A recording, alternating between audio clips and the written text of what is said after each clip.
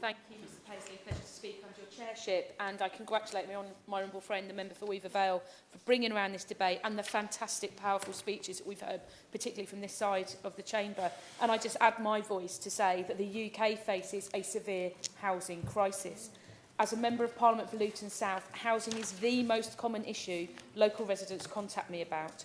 High rents, poor quality housing and low rental stock mean many Luton residents struggle to access affordable, safe, healthy and secure housing.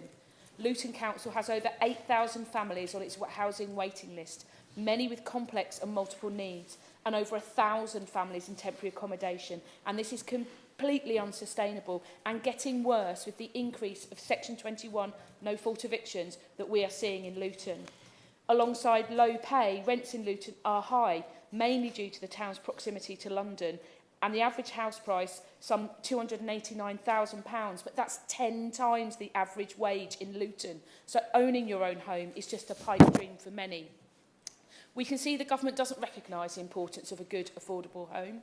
Around 2 million private renting households, that's about 38% of the total of those in the private rented sector, receive housing cost support through either universal credit or housing benefit. Yet this government has chosen to freeze the local housing allowance rates at the same time as rent inflation continues and new cost of living pressures have emerged. In Luton, IFS analysis shows that there is now a £100 deficit between the local housing allowance rate and the lowest rents in the area. And this doesn't acknowledge the types of properties people need, as high demand for family homes means the average rent for larger homes continues to grow. In Luton, all homeless applications are placed in Band 2 on the choice-based letting system.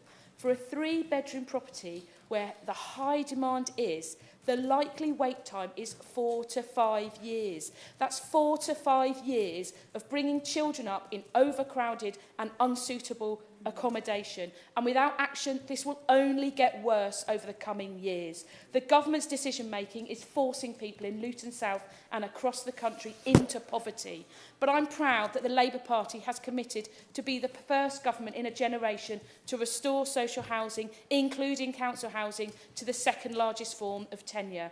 And the next Labour government will rebuild our social housing stock and bring homes back into the ownership of local councils and communities. Home ownership will be opened up to millions more. And for those in private renting, we will put into law a new renters' charter and a new decent home standard. Unlike the Tories, we know housing isn't a market, it's a fundamental human right. And this debate's title was The Future of Social Housing. But as so many have said today, the future is social housing. The future is council housing.